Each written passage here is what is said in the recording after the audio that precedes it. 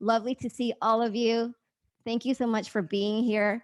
And let's kick it off. I want to start out by saying a few words myself. I never, ever know what I'm going to say or how I'm going to welcome everyone in these rallies. I kind of just decided and gave up, and that I let the universe come to me in the morning when I wake up, and whatever is meant to come out of my mouth is what comes out. And today I was feeling a feeling of the visual of rock bottom, of hitting rock bottom.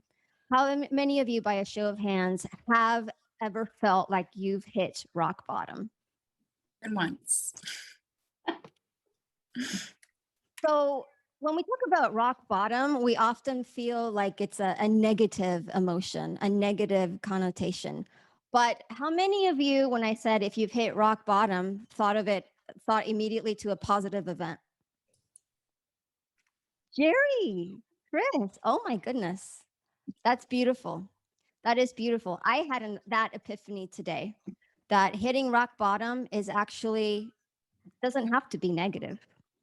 I've had a rough couple of days. I have to admit, I had a rough couple of days. I almost thought I need to cancel this rally because I don't have the energy to move on.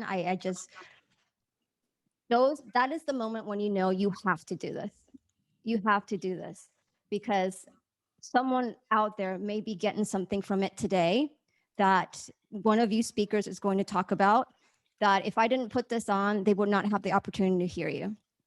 Also, I felt that I needed this for me, selfishly, because I needed to hear your words to get me out of this crap that I was in at the beginning of the week. Not to get into details, but I've hit rock bottom in things that I would have never ever imagined would happen to me in my life, but mainly from a personal level. That's basically what it's been with my family, with dishonesty, with panic attacks, with just all sorts of things happening all at once. And I thought, Andrea, why? How are you going to get through this? And then I'm thinking, rock bottom is not a bad thing. If you think about rock bottom, the rocks are the earth. The earth is grounding.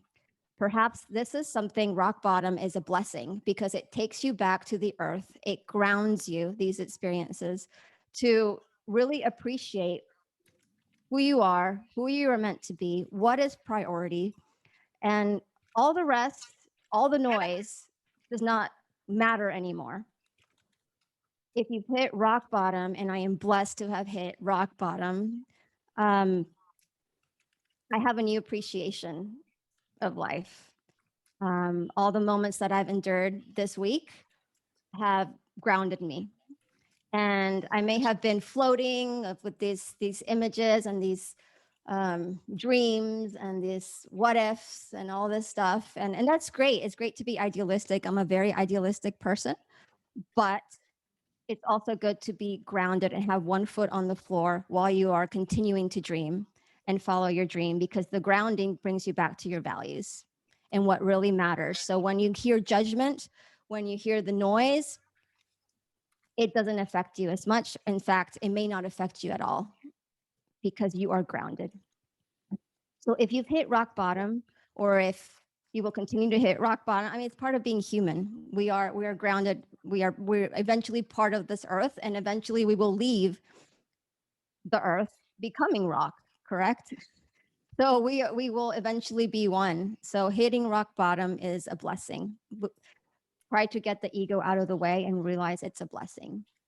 So congratulations for those of you that have hit rock bottom, because you are blessed in more ways than you know. I want to open this up now to one of the amazing storytellers today, Michelle. Michelle, I've known maybe for a year already, a couple months, and she is very grounded. She is wise beyond words. She really is in alignment with her soul, and she's an inspiration. I know she's been through a lot of challenges in her life, but her strength is completely admirable. Michelle, it's such a pleasure for you to be here. It's such a pleasure for me to have you here. That's what I meant. Hi, Michelle. Hi everybody. I don't know what to say after an introduction like that. I'm trying hard not to sit here and cry after such an intro. Thank you for such wonderful words. I like what you started out with. I want to tell you, Andrea, first of all, that you have more strength than you realize, and that this is a moment for you to stretch into who you really are, and it's just waiting for you to happen. It's waiting to just sitting on the cusp there. And you're right when you say that hitting bottom is a positive. And I was just sitting here thinking about what am I going to talk about as far as my story. And I love what you started with, because then the universe opened up to me and I wrote some quick notes and I found a message that helps me to talk about my life. So I've had some very major life events, and I don't need to talk about them particularly in detail, other than to give some key phrases that are like, I've been divorced, widowed, I've lost children, as in they've passed away. I have lost jobs. I've been demoted. I have gone through a serious major depression where I was hospitalized for an extended period of time, off and on. So all of these life experiences, you would have to say, and they happened sometimes one after the other, and sometimes in gaps. So one would wonder what story you have to tell about that, and how do you get to stand on your own 2 feet? Well, I hit bottom in one of those events. And how did I get out of that? I had to decide. I had to decide what life meant for me. I experienced a derogatory statement from somebody very close to me in one of those events. And being the woman that I am, and the lineage that I come from New Zealand, if you haven't figured that out already, I am from New Zealand. I'm Maori, and that's my ethnicity, and I'm grounded to the roots of some very amazing and strong women who were an example to me. So I utilized that sense of my culture and my stubbornness. Now, let me tell you, stubbornness is a great factor when it comes to going through some really difficult times, because that's what lifted me out of some of my most difficult experiences. I told myself, that's it. I'm doing this. I decided with passion and purpose that that's what I wanted to do. And I had to find my space of creating positive moments. After losing a son, I realized that his life was a gift for me, because in him, it is a reminder of where and what space I want to live into, which is the gift of life, the gift of giving, the gift of being positive and upbeat. Yes, life is not all unicorns and rainbows and roses and all of those things, but from the difficult challenges that we face, there are gifts that we can learn and give ourselves to move forward and stretch us into that space of who we are from the inside out. With a sense of knowledge currency, I started taking on board learning and growing through knowledge to grow this inner person, to celebrate my inner strengths, to see that I was resilient and strong, and that I was more than my events. My moniker came to be these events do not define me, but they refine me. My soul is getting polished. It is growing, it is evolving. And I love that I have all these dings and nicks in my soul because it helped me to become the woman I am now and discover my soul languages. My soul languages started off with a hashtag called kindness grows kindness. During the pandemic, when it first started, I noticed a trend of the line unsung extraordinary heroes. So I wrote a blog about that. And then I found this hashtag kindness grows kindness. And then for me, out of that, soul language has evolved where I speak into being kind, having the grace of forgiveness, not just for others, but for yourself, of being humble and having love unconditional, and serving people from a space of, for me, for many years, it was, I seeked to help others to see the brilliance in who they were, because in that, by doing that act, I found myself, I found my strengths, I found a way to celebrate others and help them see that what they couldn't see. You know, sometimes the mirror gets pretty foggy in life, and I have an affinity to be able to connect and see people for who they are and their possibilities. So I started celebrating life and giving and sharing on LinkedIn, and that evolution has brought me to here. I adopted a granddaughter who needed an advocate, and that journey brought me to a space of understanding the really great power of a sense of a community that is positive, uplifting, and accepting, and that by feeding the positive and affirming the positive, there is remarkable growth in what, despite what limits we may have, what we can give to ourselves and to others. So that's my story, and I'm sticking to it, ladies and gentlemen. There isn't, that's the short and long and short of it. And I appreciate all the hearts and support that everybody's given me in this hot minute. So thank you for this opportunity. Michelle, you're beautiful inside and out. And if you haven't checked out, Michelle has started these beautiful videos on her LinkedIn, Michelle Moments.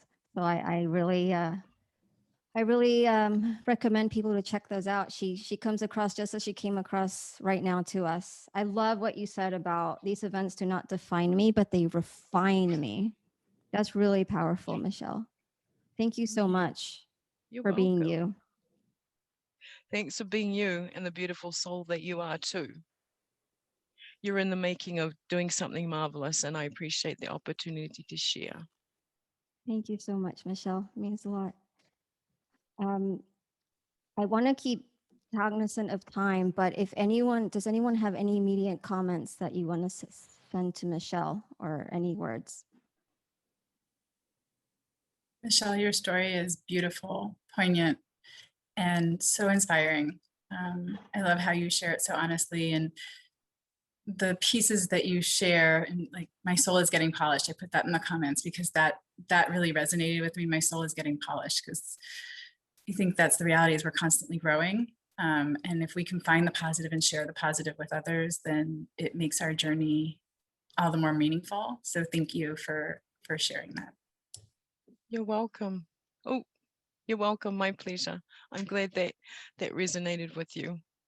Maribel? Oh, I thought you had your hand up. It's just absolutely beautiful. I just wanted to share that, you know, the loss of a child is, there's just no name for it. And I know, you know, what my mother went through when she lost my oldest brother. So I empathize with what you've gone through. The fact that you're here, I applaud you for sharing and bringing that story to life for all of us. So bless you and thank you. Thank you, Maribel. Mike, did you have your hand up? So great you're here. I just wanted to say that that was very moving, Michelle, and your vulnerability your open sharing is, I felt it as an act of love. So thank you for that. And your strength is purely a sign of hope. And that hit me also. So thank you very much. It was beautiful. Thank you. Ipek? Hi, Michelle. Thank you so much for sharing your story. I have been missing you. It's been a while since we have talked, and I was wondering how you are doing. And it's wonderful seeing you, because I know you're a very strong person, and no wonder you came through all these adversities or heartbreaks. And when I talked to you, I thought how wonderful a human being, especially after I found out about your granddaughter and what she's going through that you have omitted today. I felt like so proud of you for being that strong and being a wonderful role model to her. And now I see that you are even getting better and better with what you do and in your path. So I just wanted to say that it's very heartwarming seeing you sharing your story and being yourself, growing and learning and becoming even a better person. Thank you. Thank you, Peg. It has been a long time, and we've had many discussions about life and the challenge of having a daughter with special circumstances. And yes, since our conversation, she has come a long way. She was actually my first guest on Michelle Moments. I intuitively brought that to the front because I had a feeling that I needed to find a way for her to build her confidence up. And let me tell you, I couldn't be more excited for what she did in that moment. If you check out my page, not that that's an advertisement, but you have to understand the path of her is, this is a child that's been through some serious life experiences at a young age. She was diagnosed with reactive attachment disorder, which means she doesn't create many attachments, but we are going into a space because I'm trying to create positivity for her, mentally, emotionally, and spiritually, that to watch her do a moment with me as my first guest, as a Michelle moment, and she instinctively and intuitively found her groove and go like this: click the likes and subscribes down the bottom and leave your comments. I want to hear how your day went. And I just sat there, I was just like, yay!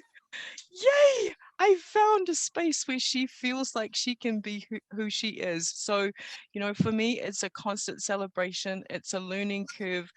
It's a space of accepting that this is where things are. It's not good. It's not bad. It just is. And find that ease and flow and not always be so. And that's the hard part for me as a parent of her, is finding that ease and flow and the concerns that go along with it, and choosing which paths to take and celebrate them every day. So thank you, Ipek. I have missed you and how we started at Core Mentors, and DM me, and when I I get a will. hot I minute, will. I will And reconnect and do whatever we need to do. yes, and I'm so glad to hear all this, and I feel she's so lucky to have you.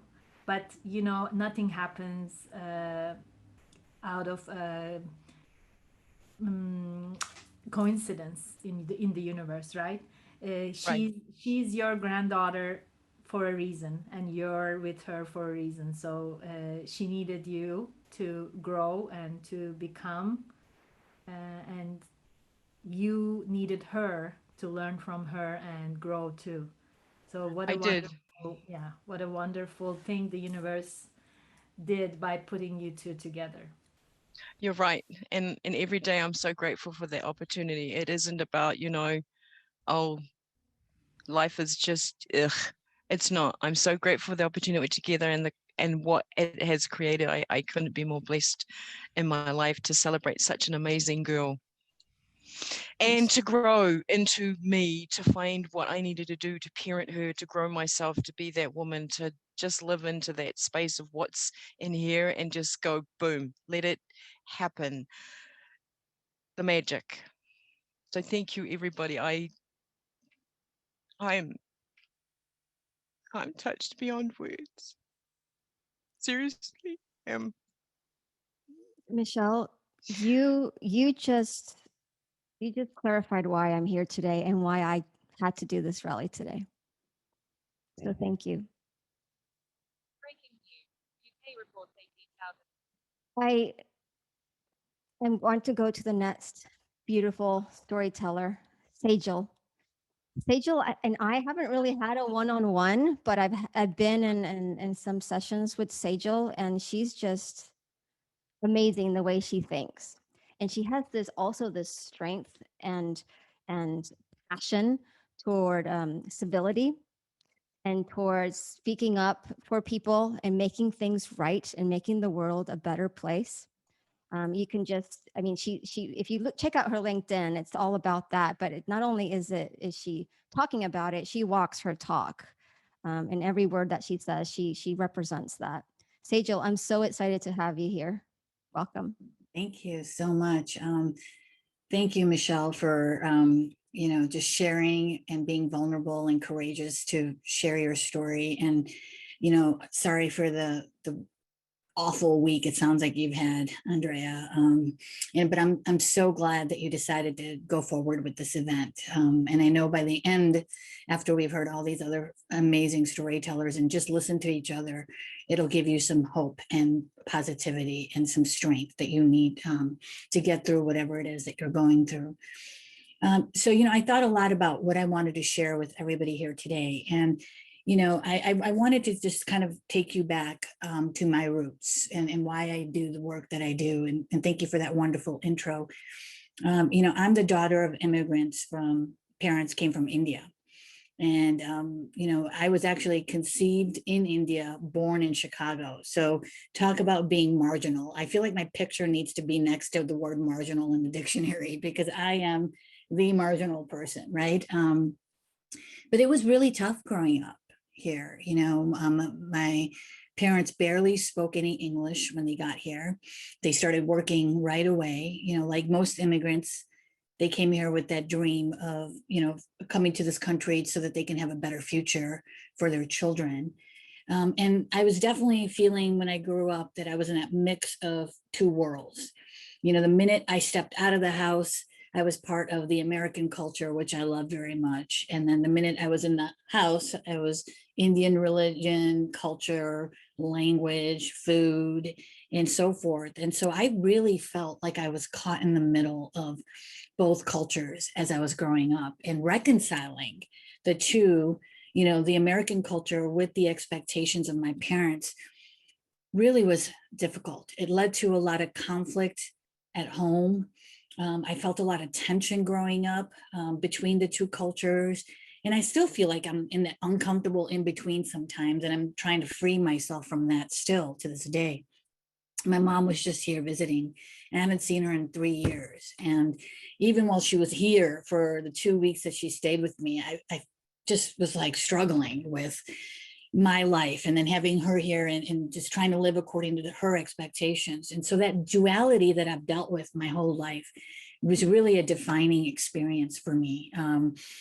And they were as traditional as they came, right? And so, people always tell me like, God, the work that you do, you're always trying to explain concepts of different cultures to each other. I'm like, I've been doing that my whole life, trying to explain to my parents, just cultural nuances like dating, going to prom, having sleepovers, these are like things that we consider rudimentary. But for my parents, it was just hard for them to understand. These weren't things that they were used to, right? So I felt hopeless a lot of the time growing up. I felt like there were times where you talk about rock bottom, where I was like, what do I do here? Do I just give in to this, resign to this fate of just feeling like that. I call it the fish out of the water syndrome, you know, not fitting in anywhere. And, you know, I tried to hide my American side. I think a lot of immigrant children will tell you that they try to hide their American side from their parents. And it was awful, you know, having to keep stuff from them. It was like lying to them about dating and all of this stuff. It really was just hard to do, but it's hard to explain to your parents that, hey, when you move to a different country with a different culture, you have to adapt, right? So I was constantly fighting that battle at home. And so that led to just me always feeling like I couldn't please them. I couldn't please myself. And it just felt alienated, never felt like I fit in anywhere. And then to make matters worse for me, as you know, we were the only Indian family that I grew up in an all Italian neighborhood. And so to make matters worse, you know, I was dealing with a lot of harassment, bullying, discrimination from a very early age. I mean, my parents owned a convenience store we lived behind the convenience store. Our house was attached to the convenience store and it was across from our elementary school. Okay. So like there was no running away from my parents and who they were.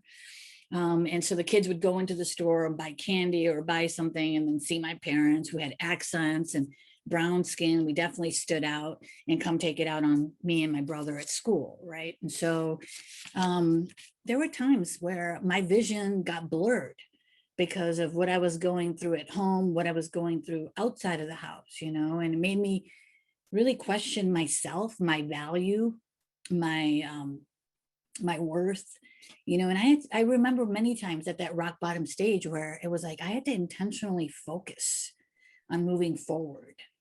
And so believe me, Andrea, I know what you're going through this week. I've been there many times where it's just like, you know, it's hard to figure out, like, how do I get the strength to take the next step, you know?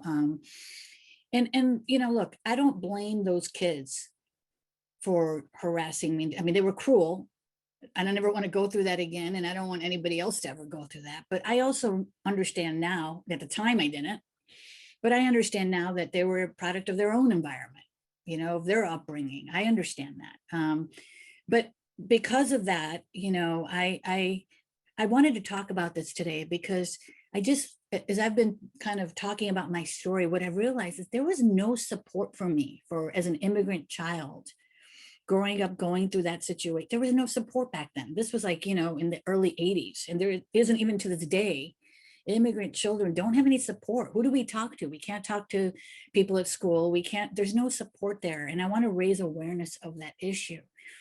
But I wanted to share with you that, you know, I believe that as children, people don't see bias. I don't think children grow up they don't see bias as their kids. They see it because as they're getting older, they see what's going around them. They see what their parents are saying. They see what the media is painting. And then all of a sudden their childish views of the world start to change, right? And then all of a sudden we're making fun of people because of the way we dress or the kind of food we like or the accents that we have. And so I wanted to just share two quotes that my dad shared with me that maybe will help you, and I know helped me get through all those tough situations as I was dealing with all of those situations. He told me two things. He was the only support I had. I couldn't talk to anybody else. But what these two things happened at a moment where I was at rock bottom.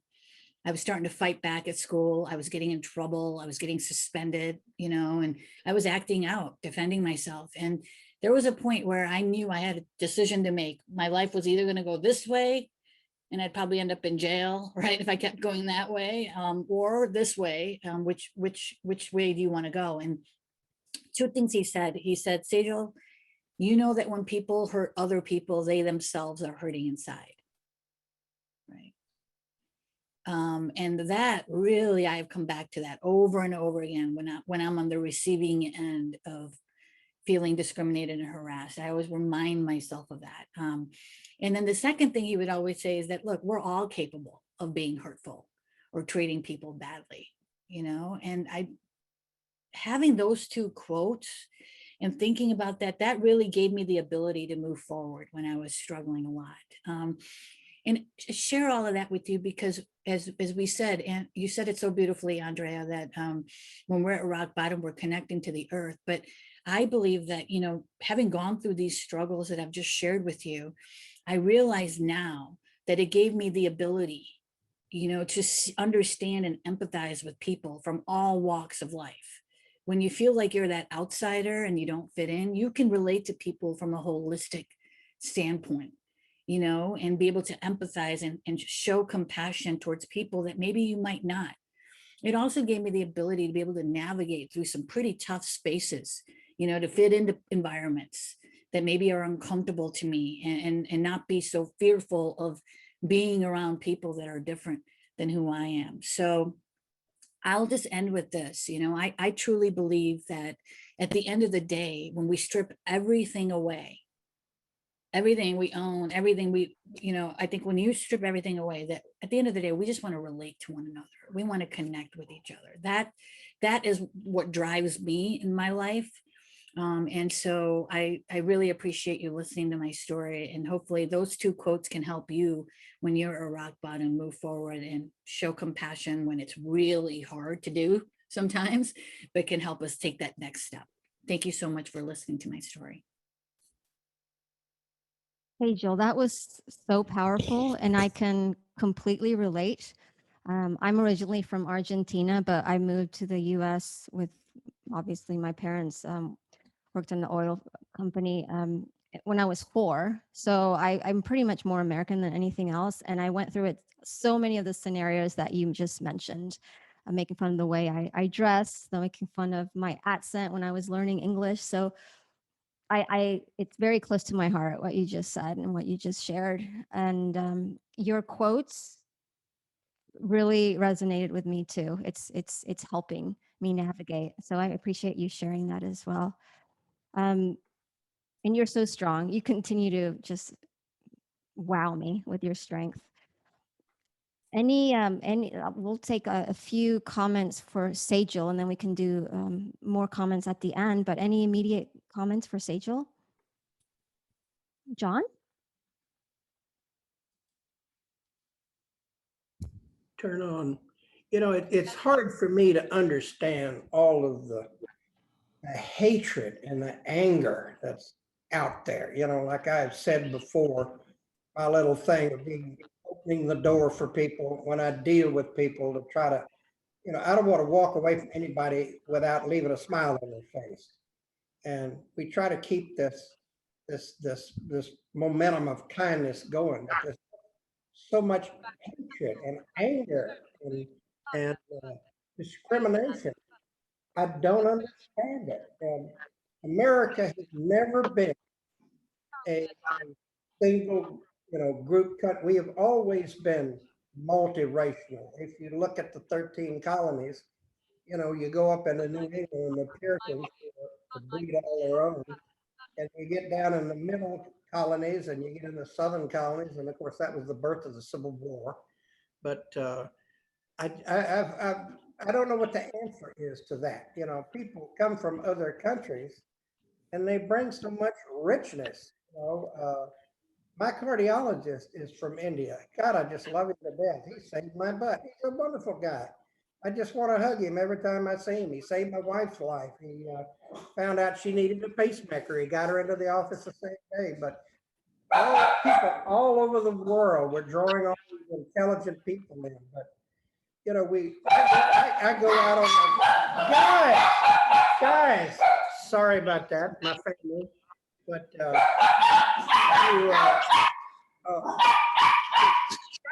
hush. But you know, you go out and you've got different cultures, you have different foods, different things to talk about, to talk to people. We go meet my son, who is now transgender, my daughter, and that's another thing that we're going through. And you know, I'm supporting her, and we go out and we eat at this Thai restaurant. I was in Thailand in the army, and you know, all of these people gave me something that changed my life. You know, there's a lot of Thai in me, my attitude about things and my acceptance of things. They're just such a wonderful people in their philosophy, and to be locked into yourself and not contact with other other people and accept them and their gifts that they bring. My gosh, culture, food, interest, it's just, you look at Houston, every time I hear something on the news, I say, my gosh, I didn't know we had that many Sikhs that live here or that many Pakistani people that lived here. They all bring something to the table. And if you could ever learn to accept that and say, what's your ideas on that? I know you have oh my God, I'm so sorry. I know you have a different philosophy of life. What do you think about that? What's your take? And again, that's how I started my relationship with the people in Thailand. They come in telling me something. Why do you Americans think that? This is how we think about it. And then you balance that and you say, they're right. Or you can learn something from me. And I wonder if that's ever going to happen. I feel very depressed sometime, and that's a source of depression, is why don't we get all this out of the way? And why would you hate somebody because they look different? That's right. You're well said, John. Well said. I guess everybody hates me, and all this stuff. And we have all these motivations that establish this wrong dialogue. And I think with the changes in society that may come about, we may have to go through this cathartic period where everything just seems to melt down, and maybe it'll come back together. But I think that's what we've got to hope for. Thank you so much, John. I love it. Very well said. Sorry about my family, my kids. No, we love dogs. Beautiful. I'm surprised it wasn't mine. So, but thank you so much, John. Anyone else, as we keep moving, have something for Sejal? Oh, Mike? Yes. Yeah, I just wanted to share really quickly with Sejal. So, I love your work, and it is interesting that somehow we lost the dialogue, that when things are different, it doesn't spark curiosity, right? We see different and it creates confusion, and somehow that manifests as just really bad action. And your story is powerful, but also your strength and your approach with your backstory and as a woman, I think is also confusing to people. And so they'll, it will have some of that negative reaction. And I want to let you know that you draw in great strength and support. And so many of us will always have your back as you continue to be the tip of the plow on a necessary journey, creating a new path. So kudos to you for what you do. Thanks, Mike. Truly kudos. Well said. Jason, did you have something? Yeah, thank you for giving me a moment. I know we're running on time here, but Sejal, the thing that jumped out to me, and it kind of ties into what John was saying, but Sejal, with what your father told you, my opinion, it's just an opinion, is that a lot of what John's talking about going on in the world is just stemming from fear. I think so many of us, just because if you look around you, how can you not be at some point in fear of the future, and how you and your family and your legacy and your children and your grandchildren are going to live and survive in a world that seems to be going 1,000 miles an hour, and you can't seem to control it. Everybody's fighting for their piece of the pie. And I think a lot of us have this thought that there's only a certain amount of pie, and there's a lot of battling going on for that. And so I look at the irony of this is that I typically don't look at the things that are going on between races almost as racism in its purest definition. I just look at it as flat out discriminatory practices and thoughts. And we're all susceptible to them, which is what your father said, Sejal. So I don't really think about that when I see all the stuff going on in the news, that this culture is going against that culture, that it's a cultural issue. I honestly just think that we're afraid, and there's a battle going on to protect ourselves. And that goes back to caveman times. Like, that's our earliest survival instinct, is I'm going to go hunt for my tribe and my family, because there's only a limited amount of resources, and I'm going to make sure I take care of mine. And I don't think we as a society have really addressed that kind of really basic root survival need. Like, everybody's competing with each other all the time, and we're fed so much information constantly about that you need to do that. You need to battle, like you got to get the next job, you got to get the next car, you got to get this next thing. And we've gone so beyond the basic fundamental needs to survive and exist that that's where I think a lot of this is coming from. So Sejal, I really love what you said. John, I really love your sharing. And I thank you very much for giving me the chance to talk. And of course. Thank you so much, Jason. I love what you shared about people assume there's only a certain amount of pie. That was really cool. Anyone else? One more person for Sejal? Shannon? Yes. I just wanted to tell y'all there is hope, and it's in the schools and it's in the curriculum and how teachers share with the children. I taught 5th and 6th when I first came out bilingual, and then working with early childhood, they don't have any of this bias, and you can do so much to mold their hearts and minds. And people need to be getting more involved with minority neighborhoods, because they don't have advocates, and a lot of times the immigrants just put all their trust in the staff and the teachers, and they don't stand up for their own children. But children don't see this. I used to work in a school, the last school I worked with, I got to teach art and humanities with ESL, and some of the minorities, they didn't realize when I taught Romero Brito, that there could be Africans in other parts of the world, like Brazil, with afros. Like there's some things that they just don't comprehend the whole world aspect in our school, and that needs to change. And then the school before that, once the whole STAR test was over, we got to, we each drew a country that we got to explore. And I think when you explore the culture and the family traditions, you break down a lot of these walls. So that needs to be addressed. We need to basically, there's great books out there for diversity, but it's more about like similarities as well. And that's how you have children grow up with open minds and open hearts. So, yeah. Thanks so much for your share, Shannon. That's so true. Such a great point. Okay, we are going to move on. And if you guys have not seen the chat already, it is something else. You already getting, speakers are already getting tons of great comments, and please share how you can connect with each other. Even if you're not speaking today, please share, because lots of people want to connect. I want to move on to Nancy, who I've known a lot about Nancy for the past couple of months. I want to say that she just blossomed into this beautiful energy on LinkedIn and beyond.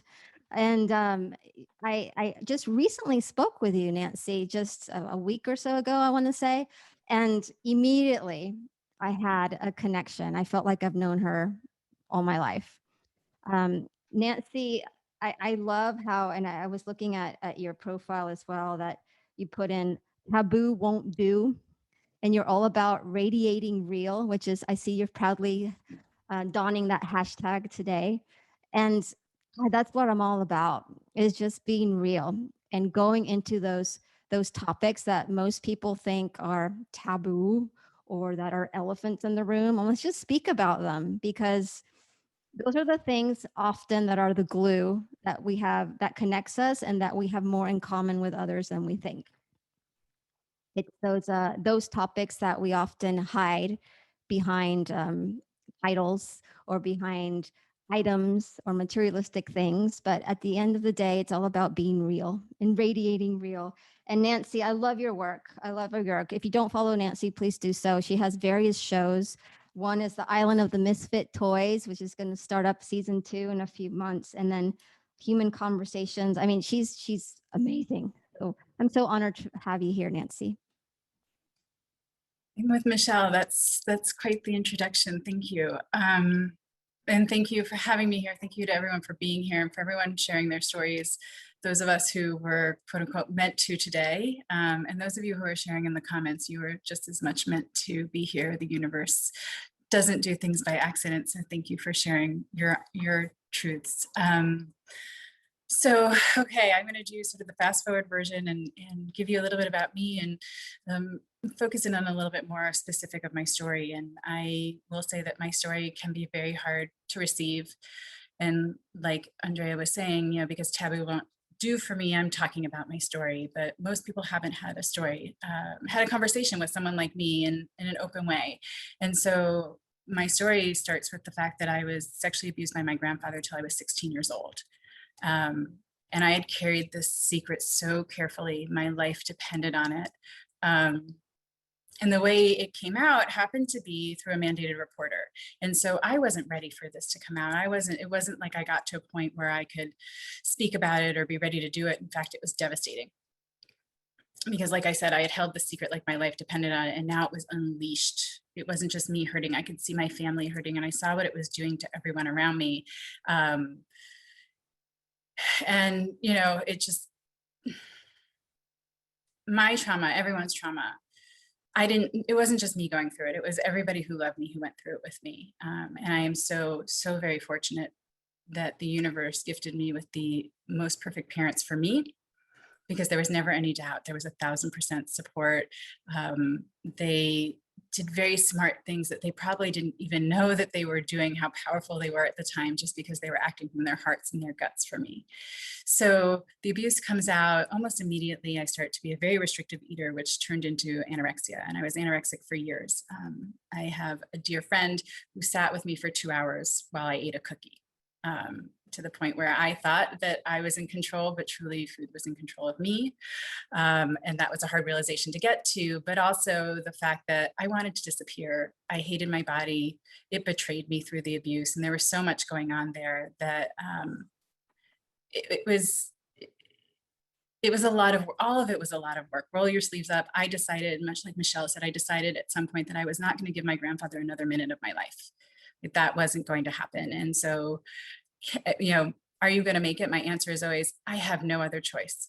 I have no other choice but to make it. And similar to what other people are sharing, I look back and have gratitude for everything that has happened. And I didn't have it in the moment, but it wasn't until I started to have gratitude for all of it, the good and the bad, that I started to go from surviving to thriving.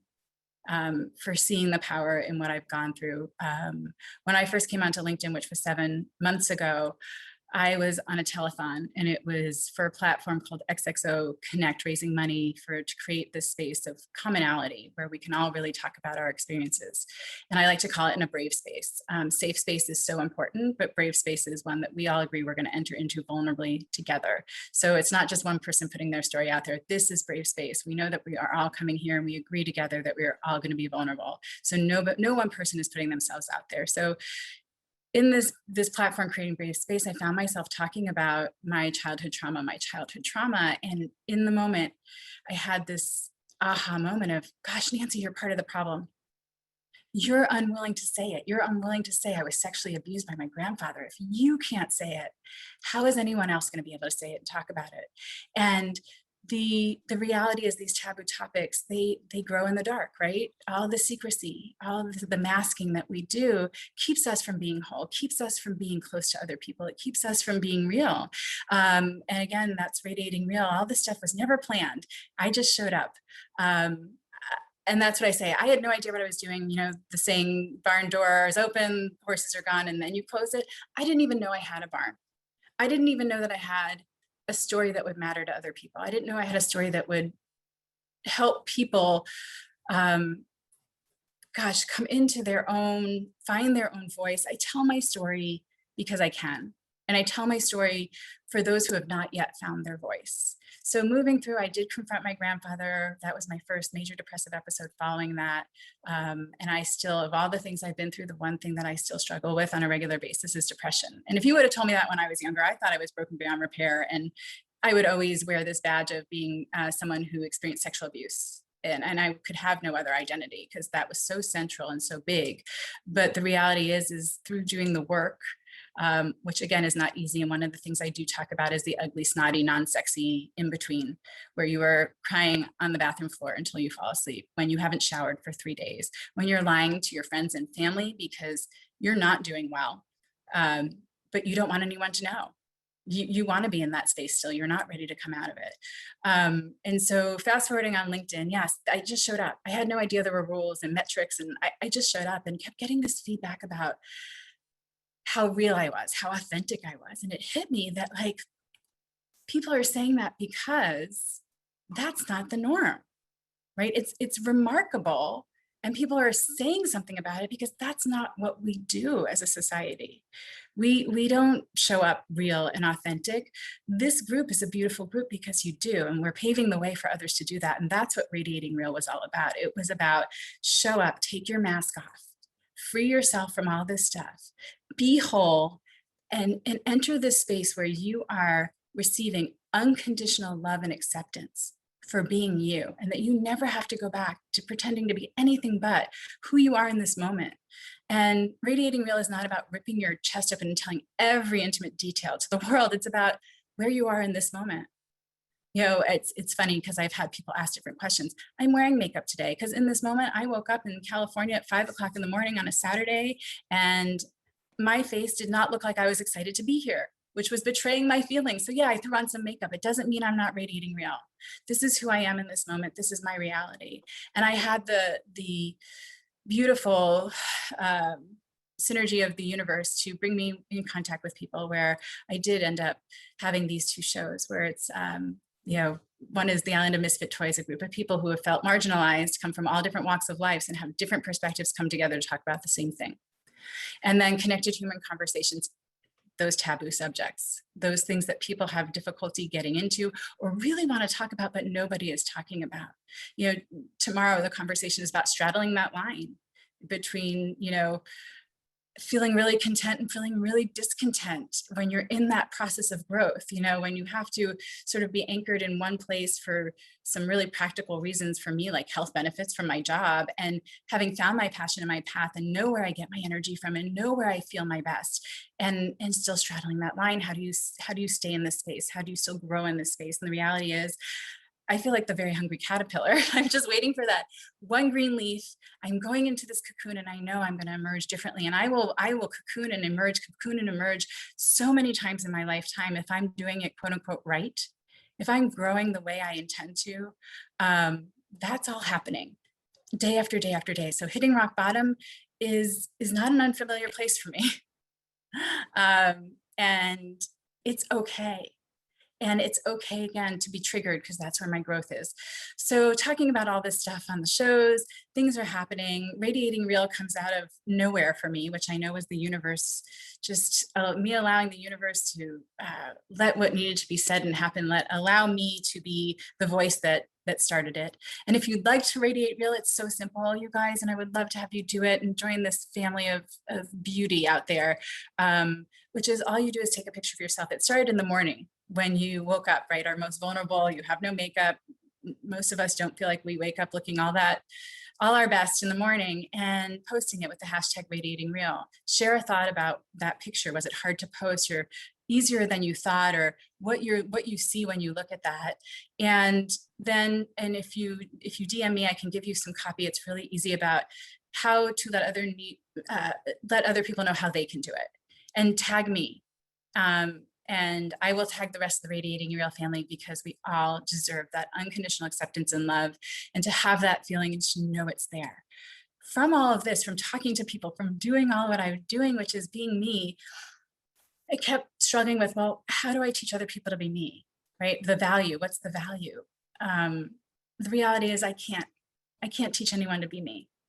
But what I can do is help people be themselves, their best selves, really look inside and find their true, authentic voice, and discover how they want to express that, how they want to show up, how they can be seen and heard.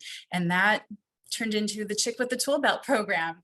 I just went through what I was doing every day and conversations I was having people and the things they were telling me and feedback and saying, you know what, I can't teach you to be me, but I have a gift and I have the ability to see other people's goals and see the steps to get there so clearly. And I can see inside people's souls and I see who they truly are. And I have been given the privilege of being able to help them find that. And so the Chick with the Tool Belt program was just about that. How do you do that? How do you find that? How do you do that in a supported, loving way without judgment and with a ton of curiosity for yourself? And it's not a coaching program because the reality is it's already within everyone. You're giving me the privilege of being on the journey with you. And so from this girl who, hang on, I keep her picture here. I don't know if you guys can see it, but I keep her close because this is me about the age when the abuse started. And this little girl saved my life over and over again because she had a strength and tenacity that she shouldn't have had at 4 or 5 years old, shouldn't have had. Unless if you believe in the universe, you know exactly why she had it. But she didn't have the tools I have at 47. And she figured out how to survive. And she knew it was important to survive because she got me to the point where I was able to do the work and where I'm now able to share my story with other people who have maybe never heard anyone else share a story like this and have felt so alone, who are afraid to say the things around abuse, especially that are super scary to say. People ask me all the time, you were 16 years old. Why didn't you say no? Why didn't you, come out and tell people? Well, it started when I was 4 or 5 years old and I didn't know I had a choice. And by the time I was 16, I felt guilty. I thought I was just as much to blame as my grandfather was because I allowed it to go on for so long. And so I know when people hear those words or hear the fact that the uncomfortable things to hear, like every cell in my body did exactly what it was meant to do. It was programmed for sexual touch to equal pleasure. And that's what happened. But man, oh man, it's not what I wanted. And how that screwed me up big time for a long time. But the hope is you can go through it. The hope is it will be ugly and it will be hard, but you are strong enough. The hope comes from me being here, not only pretty, but radiating real and letting you know not every day is a perfect day. Some days are just days. There are days that I go to bed at 8:45 because I want the day to be done and I'm ready for the next one to start because there's something new in the next day. I'm here because my story could have gone a lot of different ways. Most of ours could have. But the fact that I'm here and that I've been given this ability to speak about it comfortably, well, I'm going to talk about it because there are people who need to hear it. And on a bigger scale, like I said, not just about abuse, but everything about being human, about living, what it means to live and have a life and be human, and the pain it is and the joy it is, and everything in between, and how community is so important. We're not here and we're not meant to do it alone. And when we show up with curiosity, like you were saying, John and Jason, instead of judgment, those two things can't coexist.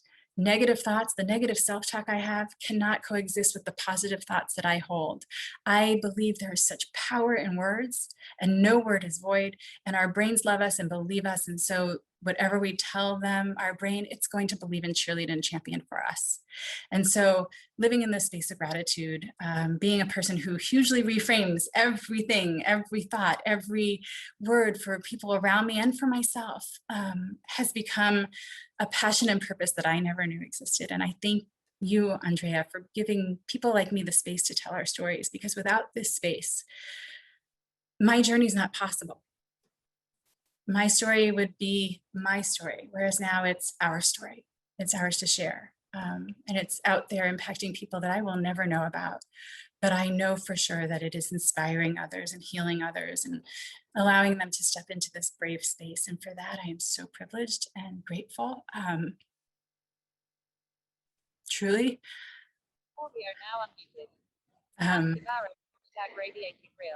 So I appreciate you creating space for me to share my tears, share my story, share my hope, and to be sharing in your stories as well. So thank you. Thank you so much, Nancy. I needed to hear what you said today. I'm glad it resonated with you. And if anyone knows, and we all know someone who may not know that they need it, please tag them in one of my shows or a Radiating Real post, any way you can get them to me. If you think they would benefit, or you think there's someone who can amplify this message for all of us, this goes for all of us, this is not just me, tag them. I will put my social handles in, you guys. I will put my Instagram, my Facebook, YouTube, Twitter. I'm gonna have you focus. Are you all on LinkedIn? Just a show of hands. Are most people on LinkedIn? Okay, so for those of you on LinkedIn, that's the fastest way to get a hold of me. For those of you who want to get a hold of me, it is my honor and privilege to offer you time. Go to my Calendly.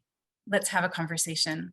I'll put it here in the chat, and I will put my link to LinkedIn, and I will find me. If you can't, we're all connected to Andrea, right? So if I am not giving you information, I don't have the smoke signals that bring you to me.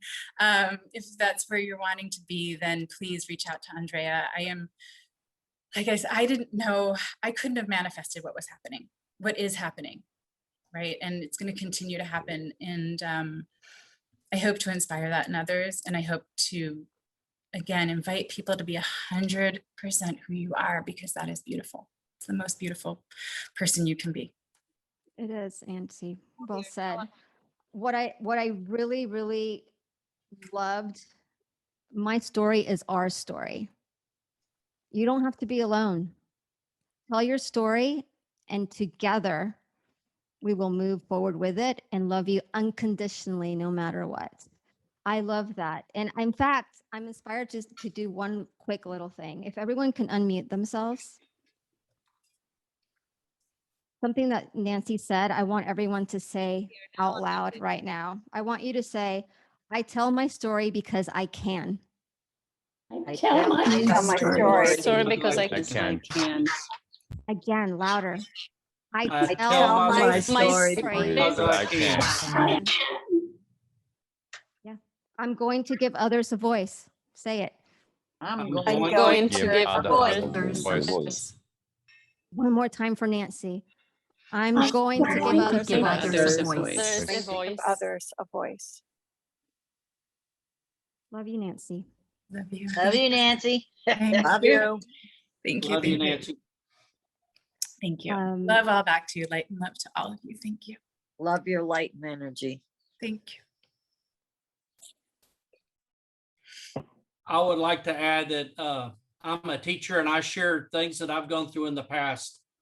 And when you empower a kid to overcome things that you have gone through similar circumstances to, I mean, the joy that's produced from that is beyond priceless. And something I use as an educator, I try to link in with the kids that I teach and share the stories of my past with them, just as we're doing right now. And if you do that with the kids, especially in your community, in your neighborhood, it's how you form a legacy. So it's a great, great story. Thank you, Jeri, for sharing. And I actually I'm a speech language pathologist, but I work in the public school settings, in addition to having a private practice, because I don't know how to do just one thing. And both you, and I think it was, who was saying it, was it Carol earlier, who works in a school? No, Shannon earlier. And those of us who are with kids, we see the hope, right? It's amazing. And sharing ourselves, I didn't know that the universe put me in a neighborhood that's underrepresented communities. I learned so much from being with them. I walked in every day to where trauma was more the norm than the exception. And man, oh man, you want to talk about your experiences having purpose? I've sat more than, times than I can count, with a kid who is having their moment, and every other adult on the campus thinks they're an asshole. Right? They're being a jerk. Whereas I'm like, man, this is a child. If they had a better way to express this, do you not see what's going on here? Because of my trauma, I could just be with their emotion. Because of my trauma, I was able to say, hey, I'm not going anywhere. This is a big feeling. I know that. When you're calm, I'd love to talk about it. But until then, I'm right here. And I'm not a teacher, and I have a special place in my heart for teachers, because it's a hard job, man. You wear so many hats, and you are shaping the future. You are the change. We're all the change. We're all making it happen. Thank you, Jeri, for sharing. Thank you so much. I would also like to add that when you empower others to get through things that you've gone through in the past, the grudges that you hold will evaporate, and you will realize, I mean, some of these are so overcoming, some of the things that kids are going through, but when you use those past tribulations to help others in the future, it really helps the grudges go away. And you can reconcile your past, and you know that those things made you who you are. Yes. And I like who I am, right? That was the reality that I got to, is this made me who I am, and I like who I am. So thank you Right. for all of it. You said something so important. Anger, hate is like drinking poison and expecting the other person to die. It just doesn't work that way. And one of my favorite quotes, and I posted it recently, is from the Velveteen Rabbit. And I don't know if you guys know it, but it's about becoming.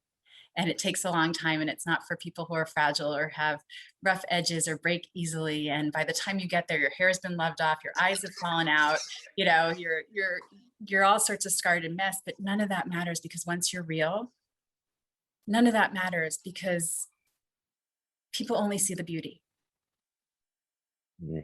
And I'm paraphrasing, and it's much, you know, you're only ugly to people who don't understand. Yeah, that's so true.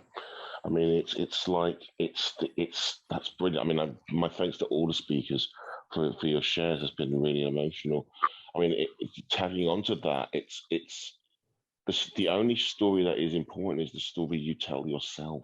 Absolutely. Yeah, you know, people will say things, and I think one of the things that resonates, you know, Sejal was talking about this in hate, is it's around ego, you know, and people, you know, hurt, and the various things. But you know what? It takes less energy to be kind than unkind, and it's limitless. The power is limitless on kindness. And it just takes such a simple step to do it. And if we all step into it together, powerful things will happen. Powerful things are happening. Thank you, David. Thank you. I agree. Yeah, I just want to share one thing, Nancy, what you were talking, well, everyone has talked about too, about their story, and Andrea, and how you don't know how your story or how you interact with other people is going to affect them. I was having a conversation with a really good friend earlier this week who also was having a tough time, and they were telling me some things that were going on. And I said, you know, I have been there. Like, I went through the exact same scenario that this person was going through, and they didn't know that. They were just, you know, sharing a vulnerable moment. And when I said that, they said, gosh, I didn't know. And look where you are now. It gives me hope. And so it's those moments where you don't even know, you're not aware of what you're doing, but you're just there for someone, and you're providing because you've gone through something. You're saying, you know what, it's so, I mean, not in the moment, it doesn't feel like it's okay, but it really is, because you can get through it, and then you can be an inspiration or a hope for someone else that doesn't think they'll make it through the other side, but knows that they're not alone going through something. Well, I'm glad you had that moment. Those are powerful moments. Yeah. I thought I was failing at divorce, because two of my best friends had been through divorce, and they looked like they were doing great, and I was falling apart, right? Because no one had told their story. No one had shown all the parts of the story. And so I gave myself a report card. I was failing at divorce. Who fails at divorce? You can't fail at divorce. You just go through it. You feel what you feel, and you tell yourself every day that you're going to make it, and that's it. And so again, by someone bravely sharing their story with you, you were able to then share your story with them. And both of you got out of that moment such beauty, right? Whether it's hope and inspiration, not feeling alone, or knowing now that your story has that power, right? That's why brave space to me is so very important. And I thank you all for creating that today and in your lives. You are the type of people who I know, if you're here listening to this, are the type of people who create these brave moments in your lives for the people around you. So thank you. Thank you so much, Nancy, and everybody for their beautiful and powerful comments.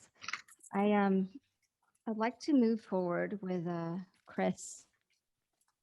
Chris from Jamaica. Chris is in Jamaica. Oh my goodness, how lucky. Chris is a member of a group that I hold very dear to my heart, Humans First. A lot of you are actually on this call, and I am completely honored and overtaken with emotion that the founder of Humans First is here too, Mike Vacanti, and he had a wedding yesterday. His first daughter got married, and he's here. So I'm just so grateful for Humans First. I joined it about 2 years ago, and this is just I just need to talk about Humans First because I wouldn't be here without it. It gave me the courage to own more of my voice, to take away the noise, and finally start standing up for my values and doing something about my values. And this worthy rally would not be existing without me having that extra confidence that that group gave me. So Humans First is amazing. If you don't know what it is, Humans First club. Go over there, check it out. Chris is a key player in Humans First. Although we never had a one-on-one conversation either, we've been in many sessions together. He's also extremely grounded. He has a passion for education, also very passionate about helping children as well. In fact, many things that Chris does, he does for the good of others. And we had in Humans First our first ever Walk the Talk event this past week, where we were inspired by Chris because he walks every single day. He has an amazing record every single day. I'll let him share that. But he walks for a cause, and we wanted to walk along with him. So Chris, I'm so lucky that you're here and honored to hear your story. Thank you. I'm just moved from the introduction, so I could just, well, thank you. And I didn't quite know how I was going to fit in today. And then I think from the very beginning, Michelle, then I got why I was going to fit in today. And everybody who shared so far, I started to make a little checklist. You know, you talk as just a few minutes ago, when people were talking about sort of, you know, multiple times, or someone was saying about multiple times from caterpillar to butterfly, just how many times we've had to transform ourselves. And so I made a list today, but I really want to talk something about what's currently going on. That's really what but I'm going to give you a list of things that I could have talked about that I won't, just because of, you know, I had my own experience at 8 being abused. So I could, we could talk about child abuse at 8. So that little girl, Nancy, is like, I have a little boy version of your little girl, you know? And then I thought, I could talk about being disenfranchised, you know, when I converted to a different religion and then my father disowning me for a time. I could talk about that. There's a funny story that goes along with that too, and we reconcile, and that's great. And then I said, well, I could talk about when I confronted my father who was abusing his grandchildren. So now, you know, we could talk about that too, and what that was like, right? And then I could say, well, how about that twice divorce thing? How did it happen twice? You know, how did you end up like? Nice little story, an old funny story about how I confronted myself, but that's what I'm not going to talk about today. And then, you know, I could talk about, you know, the other side of divorce is, you know, taking a third shot at it and trying to develop a conscious marriage and living with, you know, living with a woman who is, you know, of a different race, of a different religion, from a different country, and then watching her go through the impact, although not American, but living in Canada for 30 years and dealing with systemic racism, and then having to watch all the things that are currently going on and sit beside her as it's happening with the Black Lives Matters. And then my own children who are multiracial, and marching with my son as he's screaming, as he's realizing now he's a biracial child that finally now is confronting the fact that he's Black and never really living that life. So all of these things are becoming, I guess, more current, but most importantly, my 3 grandchildren are multiracial as well, and all of them have indigenous blood as well. And I just want to share a little story that, when my grandchildren the twins were being born, they were in an incubator because of some breathing problems, not because of smallness. They were huge. And I played Bob Marley's song on my plate. I put it in the incubator, and it says, "Don't you worry about a thing, because every little thing's going to be all right." And then I thought, I made a vow to him and to her, because they were both, that I would be the calm in their storm, that I'm going to be around for when all this crap happens to them, and it's going to, and then it's happening to them, it's happening to them because, her father is the twins' father is indigenous, and he's a grandchild of a woman who so feared their children being taken away and put into institutional schools that are happening. So if you're following the news of Canada right now, it's a very shameful time. It's really heartbreaking to know that, first there's 130 and now there's 700. And I know that indigenous people have suffered so dearly, but now my grandchildren can choose to identify as indigenous as they grow older, right? So all of these things are happening. And so what it allows me is, I think my journey has prepared me to be the calm in the storm, because it's so wide and deep in some ways. I can speak to, I have a conversation with Michelle. I can have a conversation with Nancy. I can have a conversation with Michelle, because I have some element of my life of living in different cultures and being in different cultures.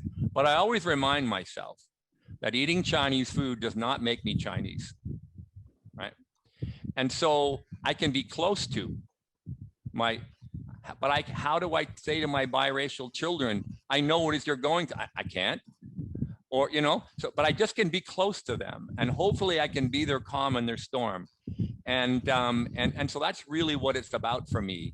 And I'm fortunate that I live in a place where my wife created, it was her project to build this home. We designed it to be a sanctuary. We designed it for people to be welcome. We designed it this way. So I'm fortunate in this way, but at the same time, like I said, it has not come by a lottery win or by chance.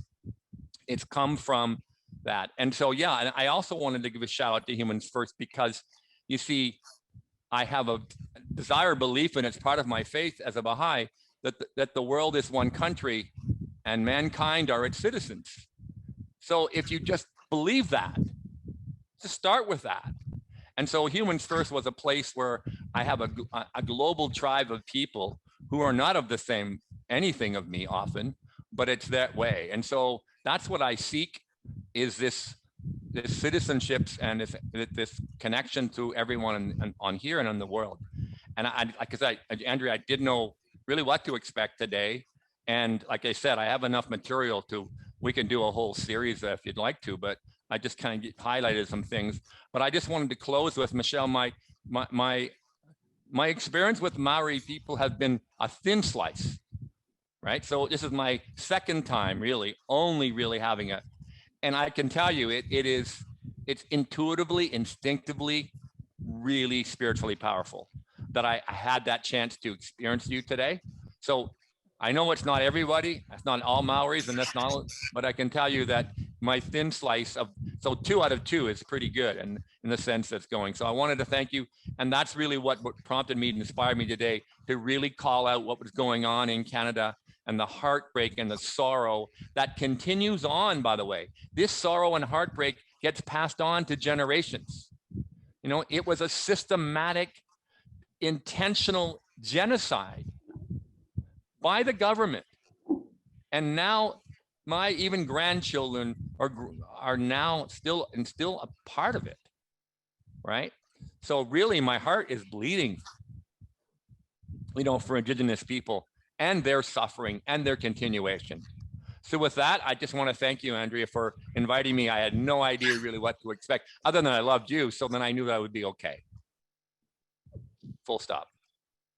Thank you so much, Chris. an honor to have you. Very wise words. I love what you said about how your journey has prepared you to be a calm in the storm. That's a great perspective.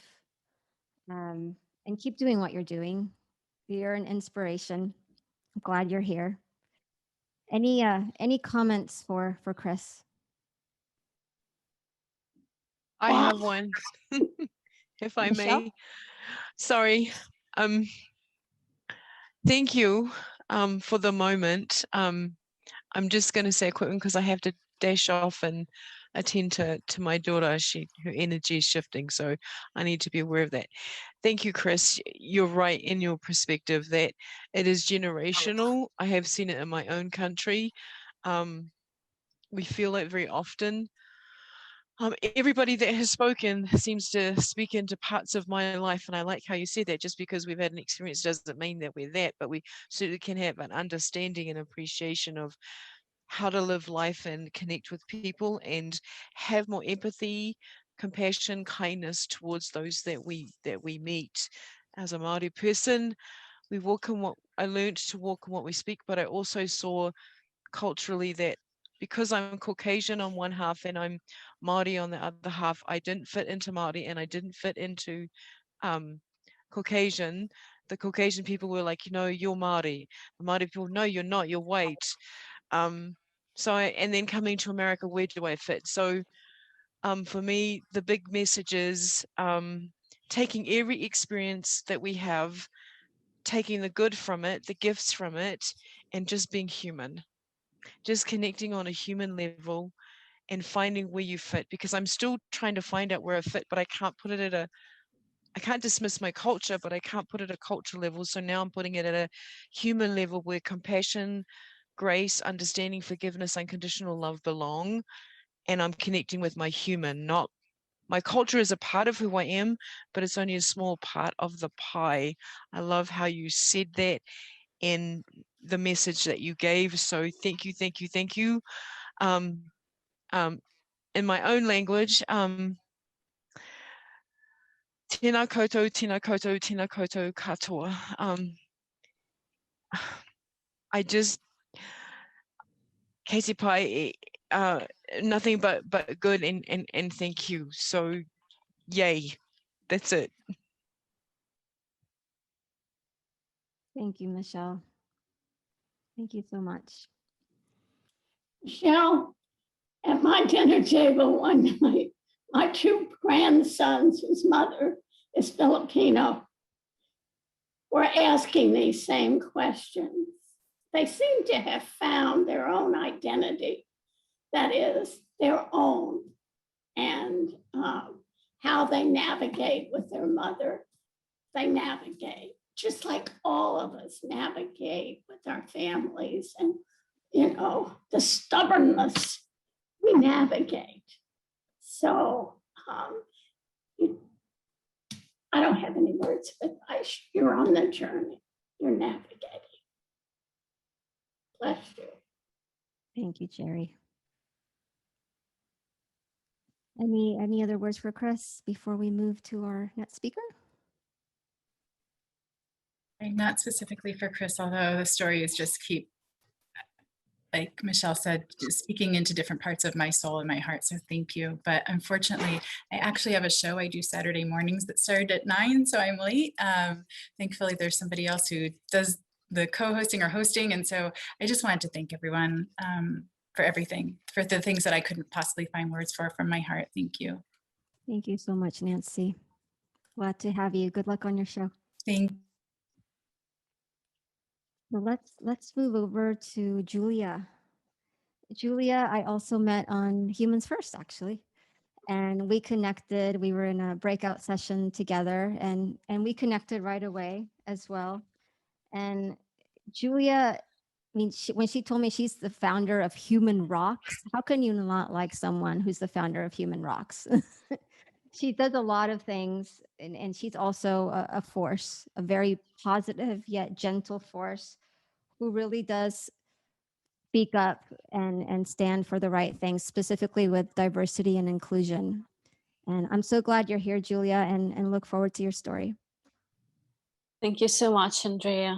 Thank you for having created this safe space for all of us. So much different, but so much similar in many things.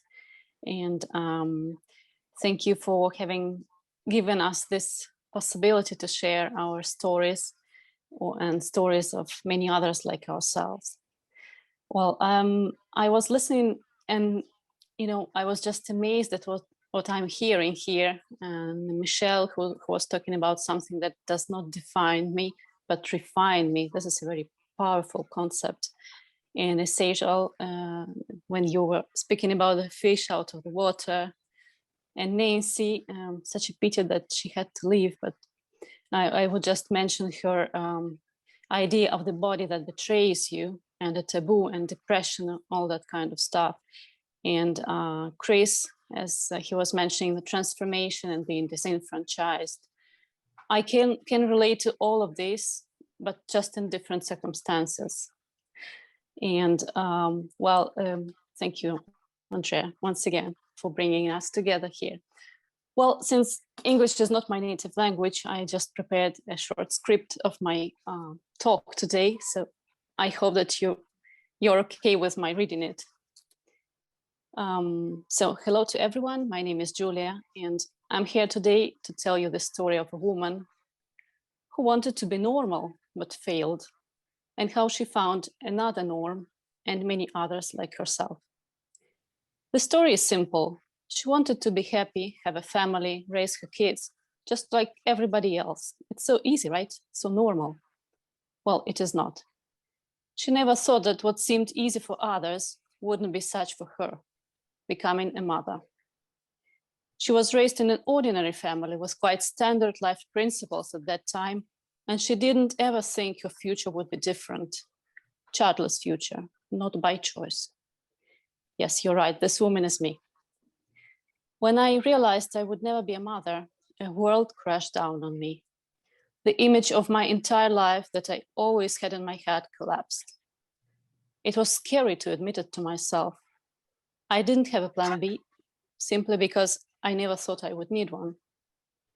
Everybody around me was having kids, and their lives were becoming very different from mine. I felt alone, ashamed of my failure, and very scared of that unknown future I couldn't even imagine. I knew nobody else who was childless. All of my husband friends have become parents. And we remain childless. No matter what we tried in terms of medical help available to us.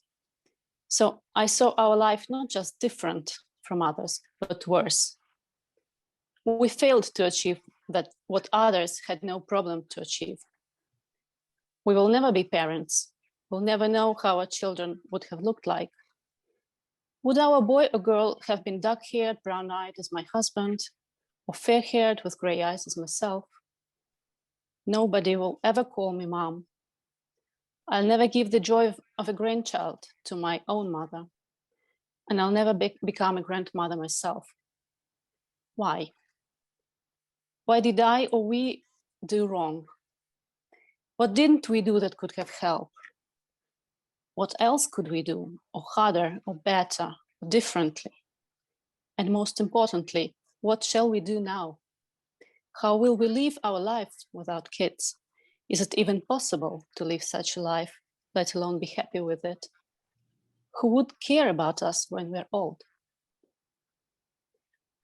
I'm the kind of person who likes to have a clear vision of things, and I desperately needed to find the answers to these existential questions. I didn't know that there weren't any. And here I am, 5 years on, still asking myself, what did I do wrong? And in the meantime, life is going on. And this is my only life. By the way, I do believe in reincarnation because I like to think that all of us should get another chance. But this life, I want to accept it as it is and be grateful for what I have. Like a famous quote that says, life is something that happens to you while you're busy making other plans.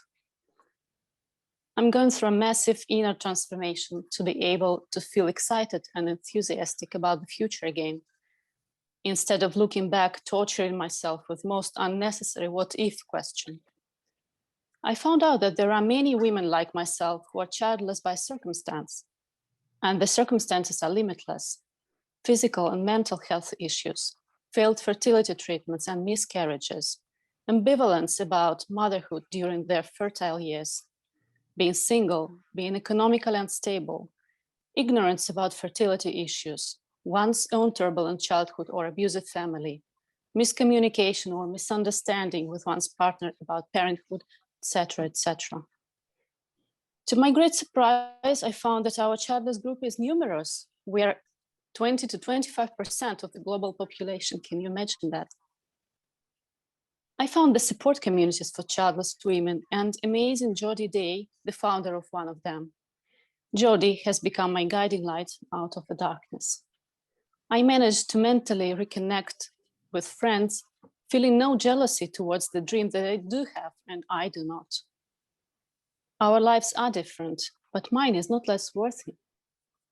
And most importantly, I'm starting to succeed in being kind to myself and stop judging my past decisions.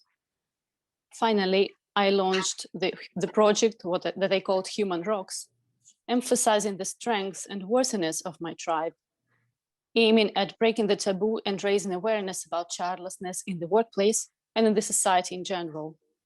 Also, with a group of women, we're about to create the first Italian association for childless, not by choice people, women and men, because men suffer too. Well, I admit that I'd have preferred to swap all this for just a normal life of a mother. I didn't choose being childless, but I still can choose to be curious, fulfilled, and happy. And I want to tell all of you who are childless not by choice, you can too. Thank you for listening.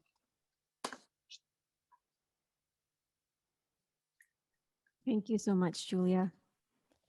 Every time you tell me what you're working on and your passion, it's like hearing it for the first time. It's so powerful, and you have so much strength.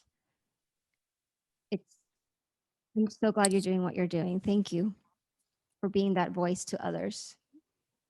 Thank you very much, Andrea. You know, actually, this is, I believe, the first time that I'm telling my story in front of so many people at one space. And you're right, that every time you tell it, it becomes easier. So I just would like to convey that idea that everyone who is silenced, self-silenced, or silenced by the society, by stigma, by whatever reason, you can speak out, you can come out and step forward and say, I'm here, I exist. I have voice, I have face, I have name, and I have my group behind me. Beautiful words. I'm here, I exist. Absolutely. Any words for Julia? I just like to say thank you. Thank you for your bravery, and thank you for creating the space for others. You know, your story was just amazing. You know, and your bravery in saying, okay, you know, this was what my expectation was. It hasn't worked out like that, but you know, there's an alternative. There's happiness there. There's things there, and again, just thank you for giving a voice to others and holding that space for people. Thank you, David. You're absolutely right. It's important to know that you belong somewhere.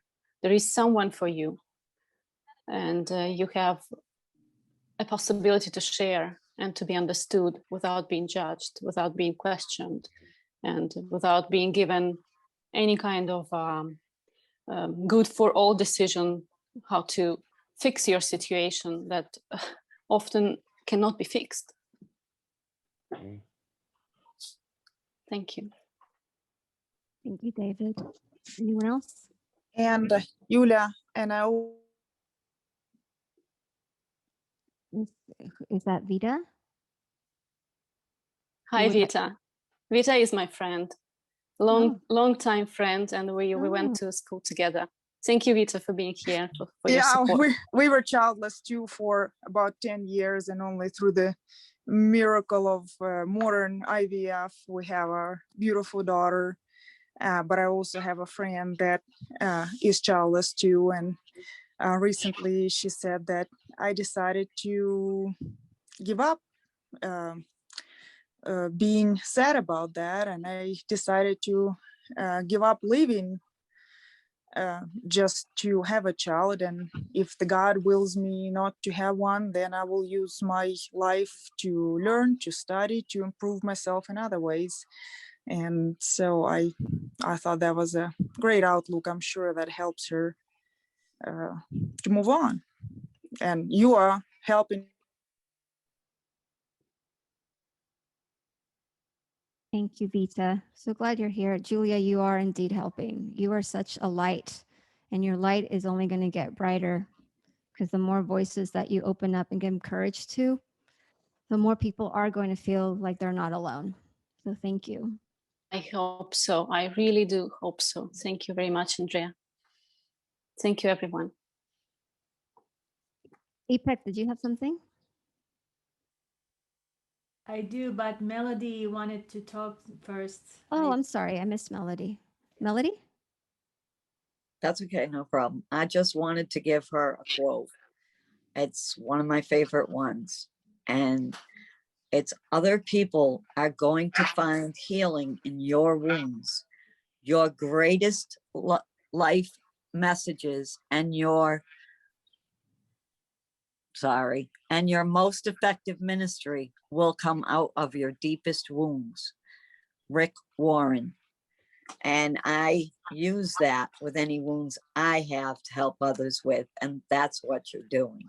So thank you for sharing, because we are all in this together. When we have wounds, we can help other people with them as well. And then it becomes that kind of a blessing. Everyone has a purpose, and so do you. Thank you so much, Melody. There's absolutely nothing to add to the beautiful quote. It embraces everything. Thanks a lot for sharing. Melody, please put it in the chat if you can. Yeah, please. Amazing. Sure. And what I wanted to say, Julia, is, you know what I believe is that everybody coming to this world with a mission, with a purpose, and the adversities or pains that we go through is for a reason. And if you can see this this thing happening to you as a reason to help others, and see it as your mission, maybe, and the purpose that you came to this world to work on. Because if you had kids, you wouldn't focus on this. And because that's for sure. Because you didn't have kids, now it becomes another path for you to grow. And in the universe, nothing happens without a reason. Yeah, So I believe that too. You can start seeing it as an opportunity rather than as a bad event. You bloom. You start to bloom, and you start to help others. Yeah, and by helping others, I feel that I can heal myself. Absolutely. As well. Absolutely. Thank you. Thank you for this comment. Thank you, I remember when I taught for a while at a university as an adjunct, and I remember all these Hispanic young men opening doors for me because I use a cane, and calling me mother. Huh. I think of all of the young people that, you know, I've been associated with who don't call me mother, but seem like that same kind of connection. And then I have been blessed with children after thinking planning to adopt, but and then, but we all have missions. We all have missions. Well said. And it remembers me of one quote of Jodie Day that I already mentioned before. She is the founder of the Gateway Women Global Support Network and Community for Childless Not by Choice Women. And she said that there are many ways to mother, because mother is not a noun, it's a verb. True. True. Thank you so much, Julia. It's been a gift. Thank you, everyone. Thank you. Oh my goodness. I have what is it? 15 minutes, 12 minutes left. And last but not least, the fabulous Jeri. What a segue, because she just spoke. And Jeri is dear, same as John and other people that have been on here. They're from the Houston Writers Guild, which I was involved in for many years. And I met them through there, and they're just amazing storytellers and writers, and they have had lots of great experiences as well. And Jeri, you're so passionate in what you do, and you come across to me as knowing what you want and who you are, and fighting for what is right. So thank you for being here, Jeri. I look forward to hearing your story. Thank you. That's on my good days. I do have bad days when I'm like, who in the hell am I? And what is my identity? Because I feel so split or shattered at times. And then I know I'm gonna be okay. There's something else out there. And so I'm 80 years old. I've been married to the same man for 60 years. And this is my last house. This is my last house. And I'm dealing right now with home. I mean, this is a home. But my husband sits in a chair in the other room watching television or reading Jane Austen all day, every day. And, says the doctors are waiting for him to die. And they kind of are. I mean, that's really the truth. And I've recently become aware that, I thought maybe I wouldn't have to grieve him if I grieved him before, but other people that have been widowed after long marriages say, nah, it doesn't work that way. But I went to a class at the Young Center. It was online. It was just 2 hours or an hour and a half. And there was a woman from Los Angeles who was talking about the goddess Hestia, and also, the journey, the Odyssey. And so when she finished talking, I raised my hand and I said, I've always been at home, but I feel like I'm losing my home. And that I don't have a home anymore. And she said that was because so much of home for me was my husband. And for good or bad, that's really true. The two of us in 1960 made this pledge that we would work together and we would stay married. And, I prayed a faithful prayer to God that I could fulfill that, because my mother and her sister, my dear Aunt Billy, were divorced. And so through adolescence, I was raised by two divorcees in the city of Phoenix. And we really were excluded. We were other. And so I've carried that sense of myself as other.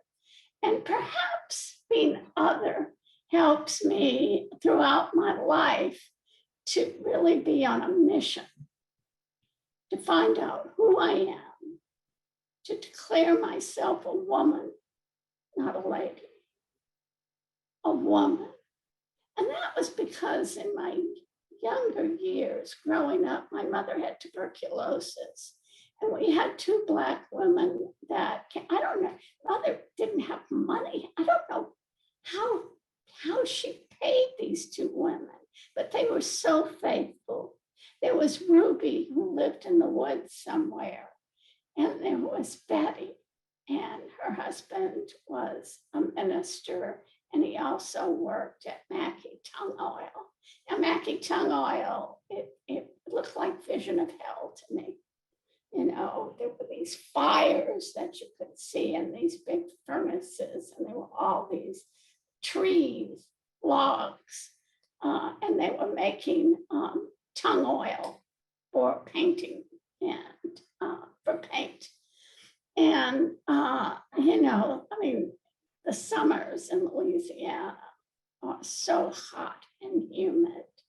So those are kind of some of the early, and I knew that I wanted to be a woman because these women were called women. And I was forbidden to call anyone who was white a woman. I had to use the word lady. All these languages that have filled my life of, you know, how we refer to each other and ourselves. I just know that I wanted to be a truth speaker and a truth seeker. And when I caught myself trying to be what I was not, I pulled myself up short. And the way I kept going, particularly as my children were leaving, and that horrible grief when you don't have control anymore, that your children are making choices that you question or that you fear for their lives. Particularly, I had three sons, and my daughter was the oldest. But my three sons, I worried that they would get in trouble and end up in jail, or that they would die in some kind of altercation. And yeah, you know, and I mean, it was, and early on, I did a chaplaincy at a trauma center. So I was seeing all of this, and there was this famous doctor in Houston, Red Duke. And on my first on-call night, he took me in by the shoulders and he said, "You can't worry about your children. They will be okay. And if they're not, you will handle it. Right now, your focus is on these people and on yourself." And so, you know, that was the first way I went forward. And there were so many more. You know, there was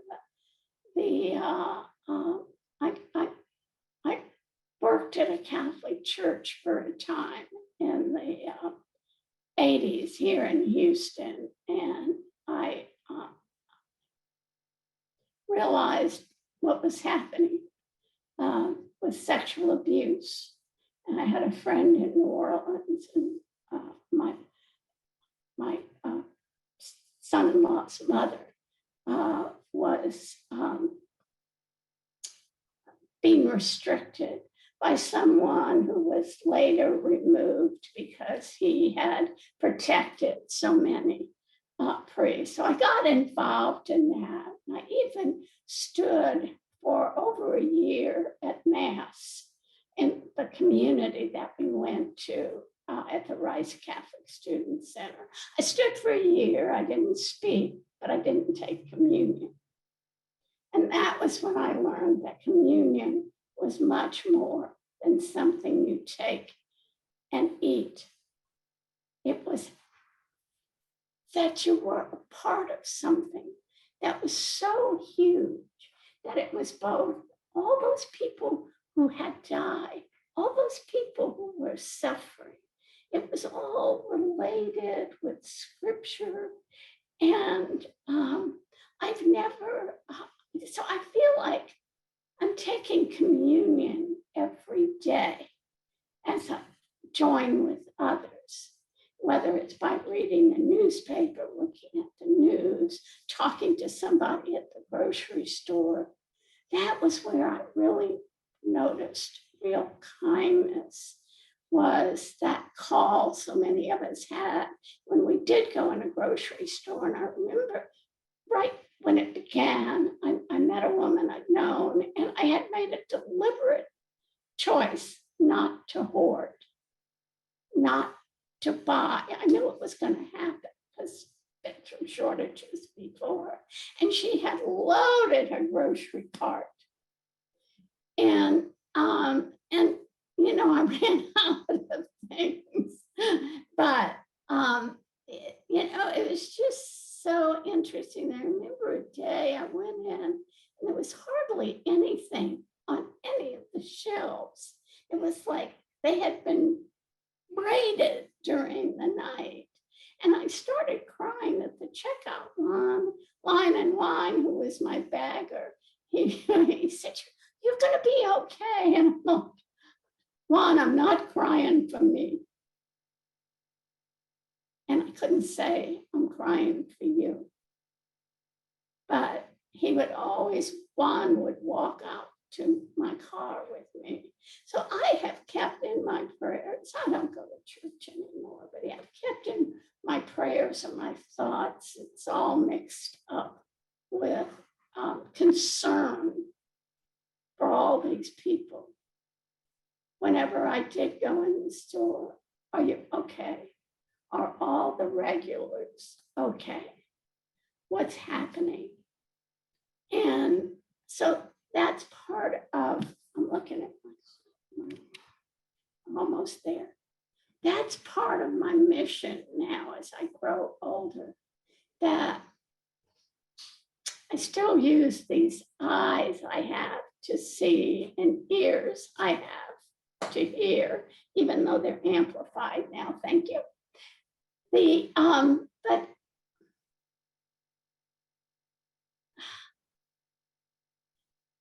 I want to be a part of the world. So I write letters to the editor, and I'm writing essays, and working on a memoir. I'm keeping in touch with children and grandchildren, and cooking and doing all the things I've always done. And looking at my kitchen, out my kitchen window, and seeing all the changes in the garden. I'm very connected to nature. I don't do Facebook. I don't do LinkedIn, whatever anymore. I do get on YouTube, and I tell stories occasionally if people want me to, and I read poetry sometimes. And I keep up with a few friends. And my daughter-in-law and son have recently moved to Houston. And those are the first children that have lived in Houston since they all left back in the 80s. So I've traveled the world. So thank you so much, Andrea, for asking me. That wasn't what I meant to say, but listening to everyone, I could connect to each and every speaker. Jeri, I love your vibe and your aura, and what you could tell you were speaking from your heart, and that's all I ever wanted you to do. You have so many wonderful experiences and experiences of growth and learning as well. It just fascinates me, and I'm so blessed that you're a part of this, and blessed to know you as well. Me too. I'm so glad I found this, because I loved when you were running the meetings for the writers group. Yeah, I miss you guys. I'm so glad you guys are still hanging out here. John as well. We have to hear John's Yeah, story what another about time. John Yeah. and his fucking dogs. So anyone have any words for Jeri as we close out? Sejal? Yeah, Jerry, I just wanted to say to you, I think you were the perfect last speaker to go because, you know, I had posted about this earlier about storytellers being here. And when I was watching you, I put it on speaker view. So you were just on my screen. And wow, you are one hell of a storyteller. I was right there with you the whole way.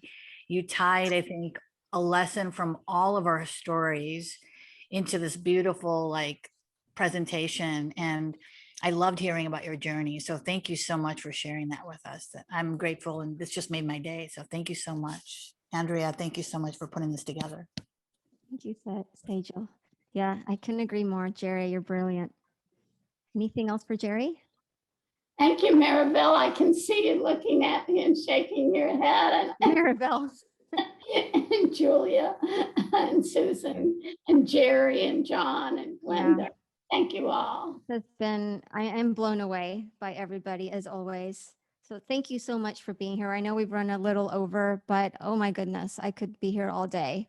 I hope you guys join in for our next number 14. Number 13 proved to be lucky. I am so glad we went forward. So number 14 will be July 31st. Stay tuned for that. If you do want to speak, reach out. But I hope you guys have a blessed weekend.